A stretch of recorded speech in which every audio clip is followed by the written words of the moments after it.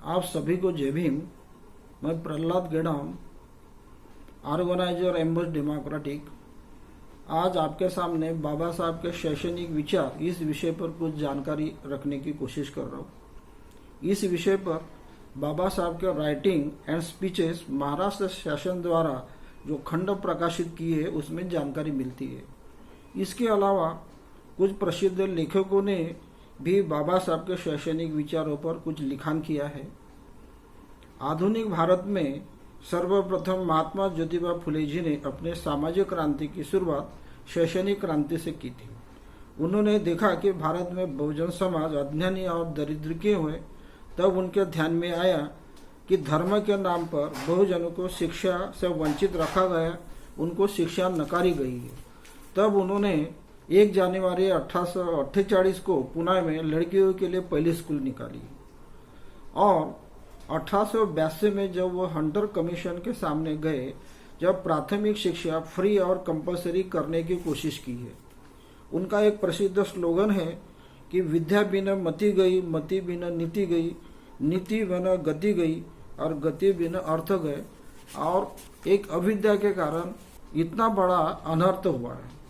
उसके बाद में बाबा साहब ने दलित और वंचित समाज के लिए 1945 में बम्बई में पीपल एजुकेशन सोसाइटी की स्थापना की और उसके अंतर्गत महाराष्ट्र और कर्नाटक में बहुत से महाविद्यालय खोले गए। 25 दिसंबर 1955 को बाबा साहब मिलिंद महाविद्यालय औरंगाबाद में विद्यार्थियों को मार्गदर्शन कर रहे थे। तब उन्होंने बुद्ध के जीवन की एक घटना बताई। उस वक्त बुद्ध को लोहित नाम का एक ब्राह्मण पूछता है कि भंते आप सबको विद्या क्यों देते हैं।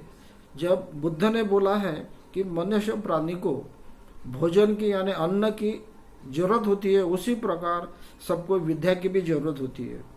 बाबा साहब ने सिर्फ विद्या पवित्र नहीं होती ये कहा है, उसके साथ में विद्या के साथ में प्रज्ञा, शील, करुणा और मैत्री।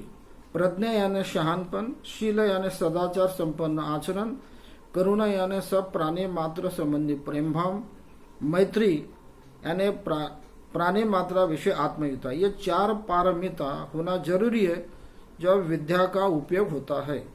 अन्यथा मनुष्य के पास में यदि करुणा नहीं है तो वो कसाई के समान होता है। विद्या यह डबल एज तलवार भी है, उससे दुष्टों का संहार भी किया जा सकता है और दुष्टों का रक्षण भी किया जाता है। बाबा साहब चरित्र को विद्या से भी ज्यादा महत्व देते थे। वो कहते हैं कि यदि चरित्र और नम्रता नहीं है तो शिक्षित आदमी भी पशु से भी डेंजरस है। यदि शिक्षा गरीबों के उत्थान के लिए हानिकारक है तो वो सुशिक्षित आदमी समाज के लिए शाप है। इसलिए शिक्षा से भी चरित्र महत्वपूर्ण है। बाबा साहब ने 1924 में बहिष्कृत हितकारिणी सभा की स्थापना की थी। उसका स्लोगन था एजुकेट, एजुटेट और ऑर्गेनाइज। एजुकेट यानी पढ़ाओ, शिक्षित बनाओ, मतलब दूसरों को पढ़ाने के लिए खुद को भी पढ़ना जरूरी है, मतलब खुद को शिक्षित होना जरूरी है। एजुटेट यानी लोगों को जागरूक करो, लोगों को अन्याय अत्याचार के विरोध में जागरूक करो, चेताओ, सोचने के लिए मजबूर करो। और ऑर्गेनाइज ऐसे जागरूक लोगों को संगठित करो और संघर्ष करो। यहाँ पर भी बाबा साहब ने शिक्षा को ऊपर रखा है, क्योंकि शिक्षित व्यक्ति अपने लोगों को संगठित करके संघर्ष करने की प्रेरणा देते हैं। बाबा साहब शिक्षा के बारे में बहुत कुछ लिख के रखा है। उनका कहना है कि बुद्धि के साथ साथ मनुष्य को संस्कारों की भी जरूरत होती है। दूसरे शब्दों में संस्कार ही शिक्षा है। व्यक्ति स्वातंत्र की कल्पना शिक्षा के बिना नहीं आ सकती और उसकी रक्षा करने के लिए जो शक्ति आती है वो शिक्षा के बिना उत्पन्न नहीं हो सकती। बाबा साहब कहते हैं कि सिर्फ राजनीतिक प्रगति से समस्या का समाधान नहीं हो सकता, शिक्षा यह जीवन में सबसे महत्वपूर्ण है। बाबा साहब कहते हैं कि पिछले 25 साल से वो राजकारण में थे। उनके अनुभव से वो कहते हैं कि शिक्षा जीवन में सबसे महत्वपूर्ण है। बाबा साहब कहते हैं कि शिक्षा को नॉलेज इज पावर भी बोलते हैं, यानी ज्ञान ये महान शक्ति है। यह जीवन में प्रगति का भी साधन है और जीवन में स्वाभिमान की भावना भी शिक्षा से निर्माण होती है। जब तक दलित समाज विद्या ग्रहण नहीं करेगा तब तक गुलामी से मुक्त होने का उनका ध्येय हासिल नहीं हो सकता। वे स्त्री शिक्षा के भी पक्षधर थे वो कहते हैं कि समाज में प्रगति का यदि मूल्यमापन करना है तो समाज में स्त्रियों की प्रगति से भी मूल्यमापन किया जा सकता है। बाबा साहब दलितों के लिए विज्ञान और तकनीकी शिक्षा की भी वकालत करते थे, क्योंकि विज्ञान और तकनीकी शिक्षा से रोजगार प्राप्त होता है। शिक्षा से वैयक्तिक और सामाजिक विकास होता है। बाबा साहब शिक्षा के माध्यम से समाज में न्याय, समानता, भाईचारा, स्वतंत्रता और निर्भयता स्थापित करना चाहते थे। जन्म आधारित सामाजिक व्यवस्था के स्थान पर मूल्य आधारित समाज बनाना चाहते थे और जाहिर है कि नैतिक मूल्य का विकास अच्छी शिक्षा के माध्यम से ही संभव है। बाबा साहब प्राथमिक शिक्षा के बारे में, उच्च शिक्षा, विद्यापीठ और स्कूल के और टीचरों के बारे में उन्होंने बहुत सारे विचार, उनके प्रशंसनीय है। प्राथमिक शिक्षा के बारे में बाबा साहब कहते हैं कि प्राथमिक शिक्षा यह राष्ट्र के प्रगति के इमारत की नींव है, foundation of overall progress of nation. शिक्षा और शिक्षा की पॉलिसी में यूनिफॉर्मिटी, एक सूत्रीपना होना चाहिए। प्राथमिक शिक्षा 14 साल के बच्चों तक फ्री और कंपलसरी होना चाहिए, ऐसा बाबा साहब कहते हैं। एक राष्ट्र एक शिक्षा नीति होना चाहिए। प्राथमिक शिक्षा देना यह सरकार की जवाबदारी है। अभ्यासक्रम में विज्ञानवादी नई जीवन मूल्य होना चाहिए। बाबा साहब को एजुकेशन के ऊपर भी बढ़ावा देने के बारे में बोलते थे, क्योंकि कोई एजुकेशन से नीतिमत्ता बढ़ती है। प्राथमिक शिक्षा का उद्देश्य यह है कि विद्यालय में दाखिल होने वाला हर बच्चा तभी स्कूल छोड़े जब साक्षर हो जाए और अपने शेष जीवन में यह साक्षर बना रहे। ड्रॉप आउट की समस्या के बारे में भी बाबा साहब कहते हैं कि बच्चों को स्कूल पहुंचाना ही काफी नहीं है, उन्हें बुनियादी शिक्षा प्राप्त करने तक शिक्षा से जोड़े रखना भी जरूरी है। ठीक ऐसे ही जैसे कि पेड़ लगाना पर्याप्त नहीं है, उन पेड़ों को खाद पानी देकर सींचना भी जरूरी है, वरना वो पेड़ मरने में देर नहीं लगेगी। इसलिए वो तत्कालीन शिक्षा मंत्री को अनुरोध करते हैं कि प्राथमिक शिक्षा पर में उन्होंने अधिक अनुदान देने की जरूरत है। उच्च शिक्षा के बारे में बाबा साहब कहते हैं कि उच्च शिक्षा में एक ही वर्ग की मक्तेदारी है, वो समाज के लिए हानिकारक है। उच्च शिक्षा में दलितों को दूर रखना यह अहितकारक है।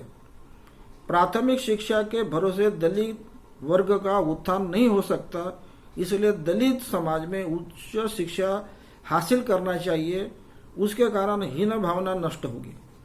बाबा साहब कहते हैं कि सामाजिक बुराई पर उच्च शिक्षा का प्रसार एकमात्र दवाई है। हिंदू समाज के निचले स्तर से आने के कारण उनको शिक्षा का महत्व मालूम था। वो बोलते हैं कि हिंदुस्तान में दलित समाज की मुक्ति या उन्नति करना, यानी उनको अन्न, वस्त्र और रहने की व्यवस्था करके पहले ही जैसा ही उच्च वर्गीयों की सेवा करना नहीं है, तो खुद के और राष्ट्र के दृष्टि से उनको निर्माण करना है। उच्च शिक्षा से ही साध्य हो सकता है। उच्च शिक्षा वंचित समाज के लिए सस्ती होना चाहिए, वो भी बाबा साहब कहते हैं। यदि कॉलेज की फी ऐसे ही बढ़ती रहेगी तो उसका अनिष्ट परिणाम हो सकता है और उसका भविष्य बेकार हो जाएगा। शिक्षा में सरकार का अनुदान बढ़ाने के लिए भी बाबा साहब वकालत करते हैं और दलित वर्गों के लिए शिक्षा सस्ती होना चाहिए, इसके पक्षधर थे। स्कूल के बारे में बाबा साहब कहते हैं कि स्कूल अच्छे नागरिक बनाने की फैक्ट्री है। यदि फोरमन जितना अच्छा होगा उतना माल अच्छा निकलेगा। स्कूल में बच्चों को समाज के लिए मानसिक दृष्टि से प्रेरित करने की जरूरत है, समाज सेवा के लिए प्रेरित करने की जरूरत है। शिक्षकों के बारे में बाबा साहब कहते हैं कि शिक्षक ये नोबल सर्वेंट है, देश का नेतृत्व करने वाला वर्ग है। यूनिवर्सिटी यानी विद्यापीठों के बारे में बाबा साहब का कहना था कि विद्यापीठों का मूलभूत उद्देश्य सिर्फ परीक्षा देना और डिग्री बांटना नहीं है, तो गरीब और जरूरतमंद विद्यार्थियों को उच्च शिक्षा के लिए साधन सामग्री जुटाना ये भी उनका काम है। विद्यार्थियों को विद्यापीठ के कामकाज में भाग लेना चाहिए और अपने अधिकारों के लिए संघर्ष करते रहना चाहिए। शिक्षा का हस्तांतरण स्थानिक संस्था को कदापि नहीं करना चाहिए, ऐसा बाबा साहब का कहना था, क्योंकि स्थानिक संस्था के साथ तरफ शिक्षा की जरूरत समझने की क्षमता नहीं होती। विद्यापीठों द्वारा विद्यार्थियों में ज्ञान को बढ़ावा देना, संशोधन वृत्ति को बढ़ावा देना और स्वतंत्र सोच को बढ़ावा देना चाहिए। बाबा साहब ने दलितों के उत्थान के लिए कुछ विशेष उपाय योजना की भी वकालत की। उनका कहना था कि फ्रीशिप, स्कॉलरशिप, हॉस्टल, रिजर्वेशन, इसकी भी उपाय योजना करना जरूरत है। की पोस्ट के बारे में बाबा साहब कहते हैं कि उच्च वर्णों के हाथ में सब की पोस्ट है, उसको हासिल करने के लिए विद्या ग्रहण करना चाहिए।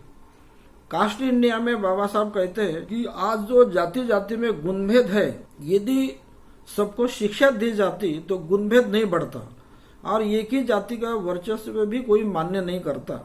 जाति को मिटाने के लिए समाज के निचले स्तर को शिक्षा देना जरूरी है। बाबा साहब ने 1945 और 46 में कुछ 16 लोगों को इंग्लैंड में उच्च शिक्षा के लिए भेजा था। उनको आशा थी कि वे अपने दलित समाज के उत्थान के लिए कुछ कार्य करेंगे। बाद में बाबा साहब की इस बारे में निराशा हुई। इस विषय पर मीनाक्षी मीना, मैनेजिंग एडिटर आदिवासी साहित्य, उन्होंने उनके शब्द में बाबा साहब के शिक्षा नीति के बारे में कुछ लिखा है। उनका कहना है कि शिक्षा एक आंदोलन है। बाबा साहब के स्पष्ट विचार थे कि जो शिक्षा आदमी को योग्य न बनाए, समानता और नैतिकता न सिखाए, वह शिक्षा नहीं है। सच्ची शिक्षा तो समाज में मानवता की रक्षा करती है, आजीविका का सहारा बनती है, आदमी को ज्ञान और समानता का पाठ पढ़ाती है। सच्ची शिक्षा समाज में जीवन का सृजन करती है। अंत में बाबा साहब ने कहा है, शिक्षा वह है जो व्यक्ति को निडर बनाए, एकता का पाठ पढ़ाए, लोगों को अधिकारों के प्रति सचेत करे, संघर्ष की सीख दे और आजादी के लिए लड़ना सिखाए। यही बाबा साहब के शैक्षणिक विचार थे। जय भीम।